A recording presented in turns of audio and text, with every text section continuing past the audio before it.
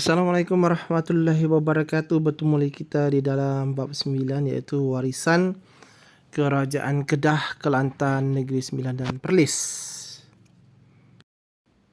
Warisan Kerajaan Kedah, Kelantan dan Perlis. Kelangsungan kewujudan Kerajaan Kedah, Kelantan dan Perlis hingga kini turut diiringi dengan kegemilangannya mengharungi pelbagai cabaran sejak pengasasan lagi. Kemegahan dan kegemilangan kerajaan ini dapat dilihat menerusi warisan dalam aspek sistem pemerintahan beraja, adat istiadat, perundangan, persuratan dan kesenian. Sistem pemerintahan beraja. Pengenalan institusi beraja oleh setiap kerajaan sejak pengasasan merupakan warisan yang kekal hingga hari ini. Warisan ini telah diperkembangkan menerusi pewujudan institusi raja berperbanggaan apabila negara mencapai kemerdekaan. Penggunaan gelaran pemerintah. Kerajaan Kedah dan Kelantan menggunakan gelaran Sultan. Kerajaan Perlis menggunakan gelaran Raja. Cara pelantikan pengganti pemerintah.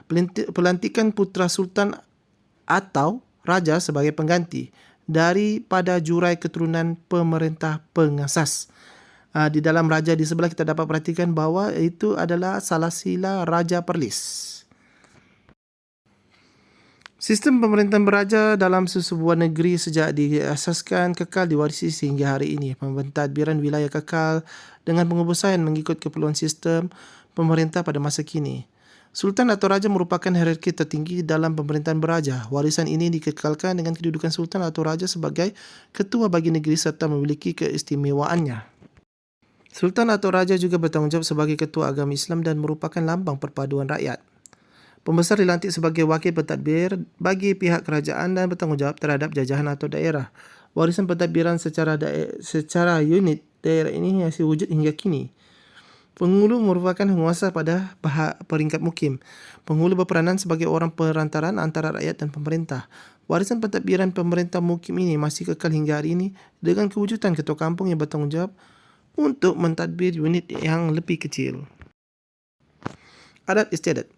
Keserumpunan budaya Kerajaan Kedah, Kelantan dan Perlis merupakan persamaan warisan adat istiadat raja yang meliputi aspek keputeraan, perkahwinan, pertabalan, pengangurahan darjah kebesaran dan pemakaman pemerintah. Alat-alat kebesaran diraja turut diwarisi digunakan dalam setiap istiadat rasmi. Sistem pemerintahan raja berdaulat terpancar menerusi warisan istiadat pertabalan diraja. Pertabalan pemerintah bertujuan memaklumi rakyat dan bagi mengabsahkan kedaulatan raja.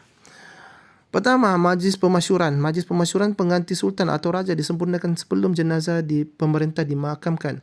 Kedua, istiadat pertabalan. Istiadat dimulai dengan mempersembahkan naskah Al-Quran dan alat kebesaran diraja. Sultan atau Raja yang dimasukkan membaca watika pertabalan dan kemudian mengucap keris kuasa. Menteri Besar mengetahui seruan daulat tuanku. Pengadurahan bintang dan darjah kebesaran. Pengadurahan darjah kebesaran oleh Sultan atau Raja juga merupakan warisan yang kekal hingga hari ini. Penganugerahan ini merupakan lambang hubungan antara pemerintah dengan rakyat. Lazimnya penganugerahan ini disempurnakan bersempena dengan hari sambutan keputeraan pemerintah. Darjah kebesaran dianugerahkan bagi pengiktirafan kepada Sultan atau Raja. Kerabat diraja dan rakyat yang berjasa. Berikut merupakan pingat darjah kebesaran.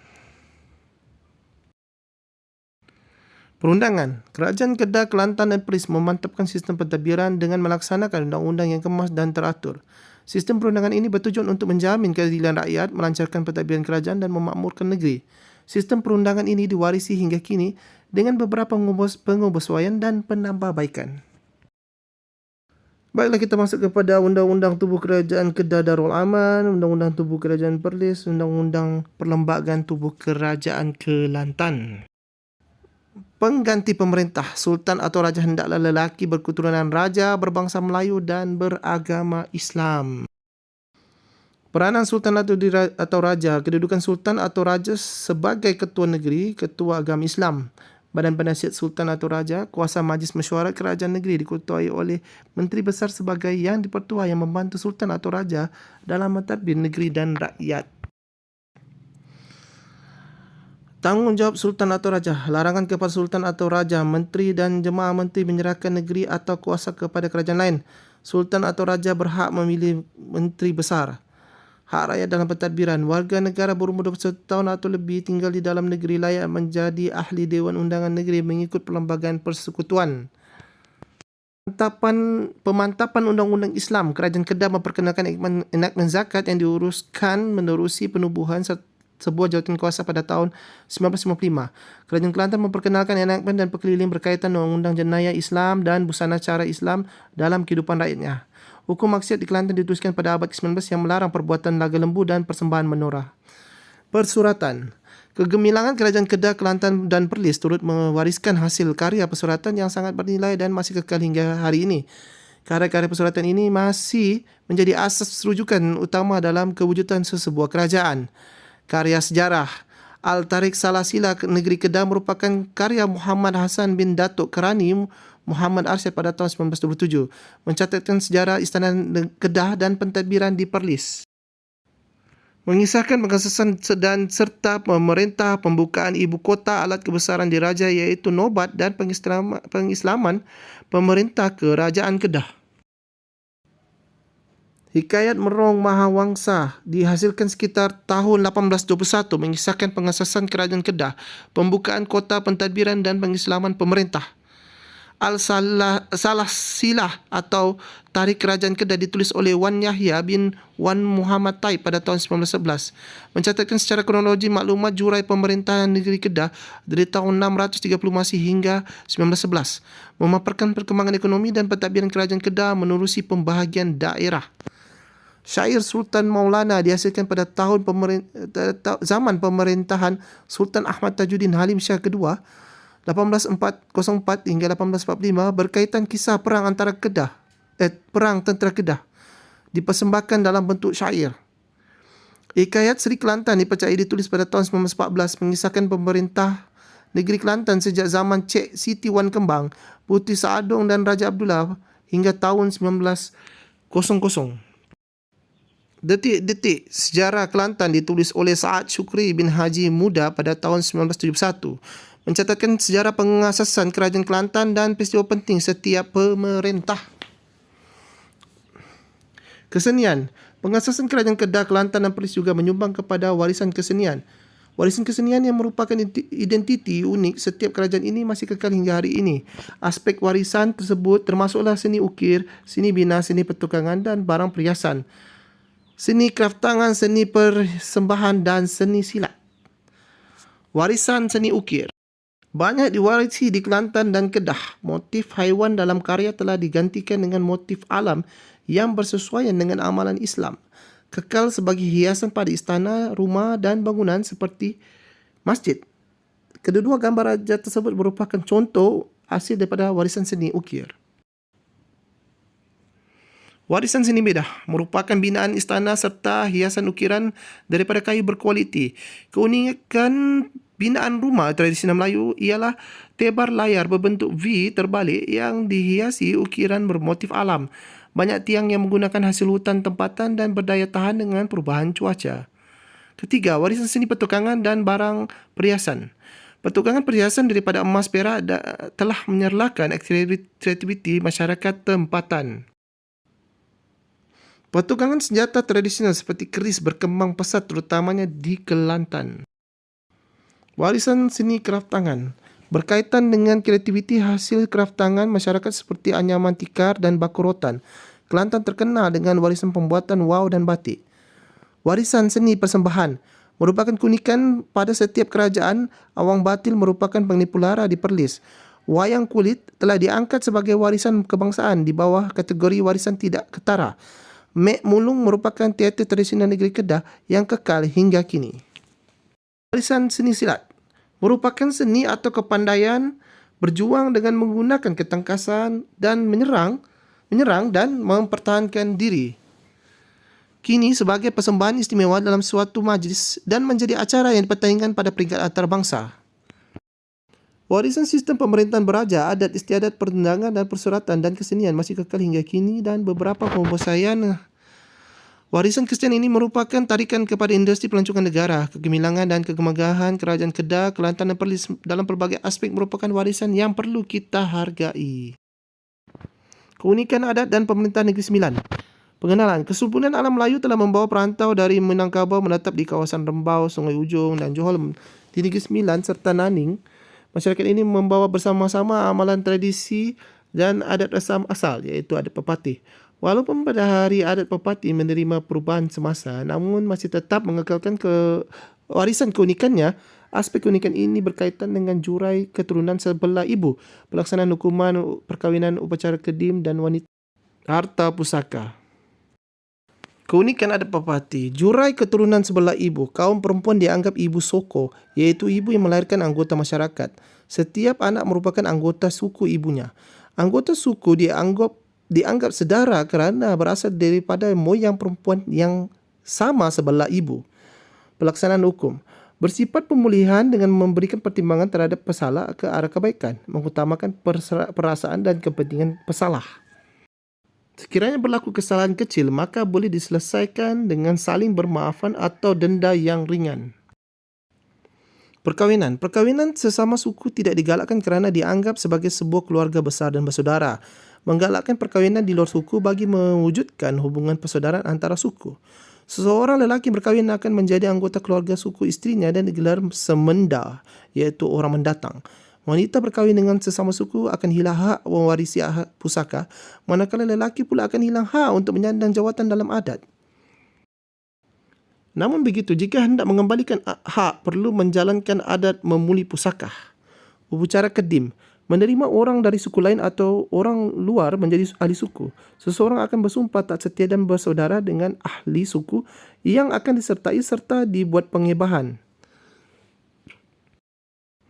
Wanita mewarisi pusaka. Wanita akan mewarisi harta pusaka termasuk tanah dan rumah bertujuan supaya wanita tidak terabai.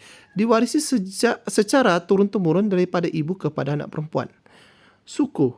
Anggota masyarakat yang dikelaskan mengikut nenek moyang iaitu keturunan sebelah ibu. Terdapat 12 suku di Negeri Sembilan iaitu Biduanda, Batu Hampar, Paya, Kumbuh, Mungkal, Tiga Nenek, Semelenggang, Semelemak, Batu Belang, Tanah Datar, Anak Aceh, Anak Melaka dan Tiga Batu. Orang Semendah, lelaki yang berkahwin akan tinggal di rumah isteri menjadi anggota suku isteri. Bertanggungjawab mengerjakan tanah pusaka isteri, mestilah berkelakuan baik dan menjaga nama suku isterinya. Berperanan penting dalam keluarga seperti mengendalikan urusan peminangan. Perbilangan, peribahasa yang melahirkan kata-kata yang menjadi sama, ada peraturan, undang-undang, nasihat yang dapat dijadikan pegangan. Keunikan pemerintahan di Negeri Sembilan. Sistem pentadbiran adat di Negeri Sembilan yang menggunakan adat pepati merupakan amalan pentadbiran adat yang unik. Terdapat 3 kumpulan utama dalam masyarakat di Negeri Sembilan iaitu perut, suku, luak yang berkuasa melantik penyandang pesaka adat atau pemimpin. Pelantikan pemimpin. Pemimpin dalam adat pepati ialah ketua adat seperti ibu soko, buapak lembaga, undang, yang tuan besar, yang di-Pertuan Besar. Penyandang pesaka adat pada semua peringkat dipilih hasil pemufakatan. Baiklah, bermula daripada anak buah dan ibu soko. Luak, kita sentuh dulu mengenai luak, suku dan perut. Luak atau daerah atau jajahan merupakan kumpulan ketiga dan terbesar dalam susunan masyarakat Minangkabau.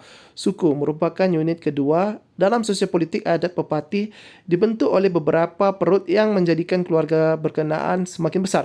Perut, unit terkecil yang ahlinya daripada keturunan sebelah ibu. Yang mengikut struktur pemerintahan, yang paling tertinggi ialah Yam Tuan Besar atau Yam di-Pertuan Besar. Kedua, undang. Ketiga, lembaga. Keempat, buapak. Dan kelima, paling bawah sekali iaitu anak buah dan ibu soko. Tahukah anda, penghulu merupakan ketua luar atau daerah bagi Inas, Teraci, Jempol, Ulu Muar dan Gudang Pasir. Ibu soko dikenali dengan beberapa nama, contohnya di Luak Johor sebagai ibu waris, di Luak Tampin sebagai ibu telapak dan di Minangkabau sebagai Bundo Kando Wang. Okey, kita sentuh mengenai ibu soko. Ibu soko mengetahui, memahami dan menghafal adat dan asal-usul kelompok kekeluargaan yang diwakilinya. Terlibat dalam secara langsung dalam pemilihan dan pelantikan buapak dalam kelompok yang diwakilinya. Jika tiada ibu soko, semua peringkat pelantikan pemimpin adat di Negeri Sembilan tidak boleh dilaksanakan. Pelantikan pemimpin secara mufakat oleh ketua yang bergelar ibu soko, buapak, lembaga dan undang merupakan amalan demokrasi.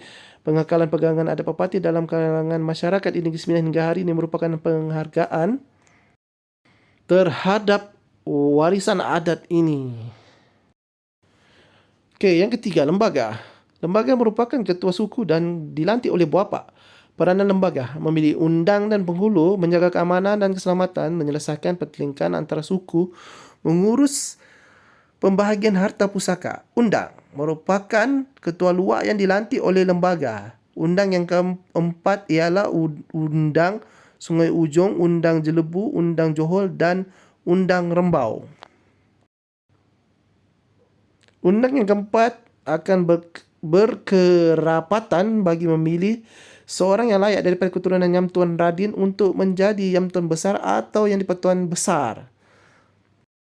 Yam Tuan Besar atau Yang di-Pertuan Besar Negeri Sembilan, Yang di-Pertuan Besar dipilih oleh Undang yang keempat, berperanan sebagai Ketua Negeri, menjadi lambang kesatuan dan persekutuan. Cakna dan cerminan sejarah, nilai patriotisme dan iktibar. Pengetahuan tentang keunikan warisan dan adat-adat Melayu menyedarkan kita tentang kepentingan menghargai keunikan tersebut. Keunikan aspek warisan dan adat mendidik kita agar sentiasa mempertahankan kepelbagaian budaya bangsa negara kita. Kita perlu bersikap kreatif dan inovatif dalam mengekalkan warisan dan adat bagi meneruskan kegemilangan negara tercinta. Diri dan keluarga mengetahui kepentingan mempertahankan nilai murni dan warisan dalam usaha membentuk institusi keluarga yang harmoni. Negara memahami warisan dan adat bangsa dapat memupuk kesemangat bersatu padu ke arah kewujudan sebuah tamadun bangsa yang unggul. Baiklah kelas, kita bertemu lagi dalam bab yang seterusnya. Terima kasih. Assalamualaikum.